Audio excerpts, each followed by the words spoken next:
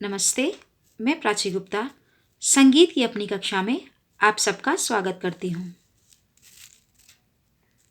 पिछली कक्षा में हमने पढ़ा कि राग क्या होता है, राग की परिभाषा क्या है।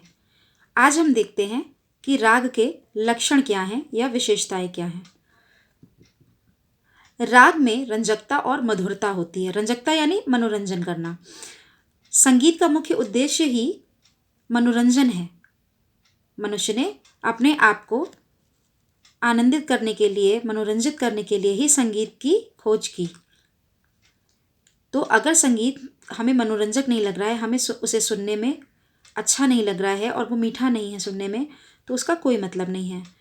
तो जो राग गाए जाते हैं उनका रंजक होना यानी मनोरंजक होना और मधुर होना बहुत ही आवश्यक है, ज़रूरी है। राग में कम से कम 5 स्वरों का होना बहुत ज़रूरी है। 4 स्वरों से कोई राग नहीं बनता। कम से कम 5 स्वर होना ज़रूरी है। अधिक से अधिक 7 स्वर होते हैं।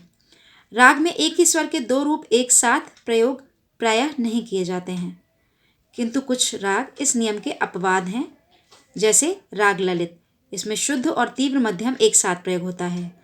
मा मा ग, ये राग ललित की विशेषता है। वरना एक साथ 2 रूप दोनों लग तो सकते हैं एक राग में, जैसे शुद्ध नी हो और शुद्ध नी और कोमल नी हो, दोनों एक ही राग में प्रयोग हो सकते हैं, मगर एक के बाद एक प्रयोग नहीं हो सकते। लगातार एक के बाद एक नहीं यूज़ किए जाते हैं। और इसका एक कुछ अपवाद है, जैसे कि राग ललित, उसमें शुद्ध और तीव्र दोनों मध्यमों का प्रयोग किया जाता है, लेकिन उसमें हम एक के बाद एक गाते हैं और उसी से वो राग बहुत खूबसूरत लगता है। राग में आरोह और अवरोह दोनों का होना ज़रूरी है, जबकि थाट में ऐसा नहीं था, क्योंकि राग को हम गाते हैं तो आरोह भी होगा और अवरोह भी होगा। राग में ऐसा हो सकता है कि आरोह में 7 स्वर हों और अवरोह में कुछ कम स्वर हों। फिर राग में वादी और संवादी स्वरों का होना आवश्यक है। वादी स्वर यानी कि वो स्वर जो राग में सबसे ज़्यादा यूज़ किया जाए, और वादी स्वर के बाद जो स्वर सबसे ज़्यादा यूज़ होता है उसे संवादी स्वर कहते हैं। किसी भी राग में सा कभी भी वर्जित नहीं होता। सा गाना कभी मना नहीं होता है, वो बेस स्वर होता है, मूल स्वर है हमारा। इसी तरह किसी भी राग में माँ और पा स्वर एक साथ वर्जित नहीं होते। या तो माँ वर्जित होगा यानी माँ गाना मना होगा, या फिर पा गाना मना होगा।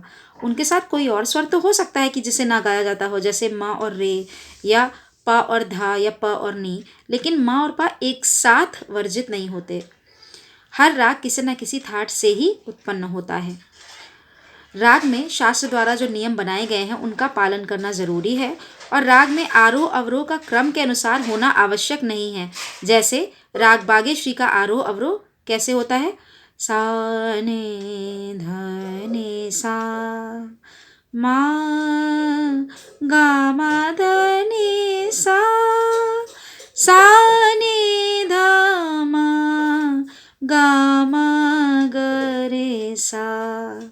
तो ये सब राग के लक्षण हैं, जिनका होना राग के लिए, किसी भी राग की को बनाने के लिए ज़रूरी है, किसी भी राग की उत्पत्ति के लिए ज़रूरी है।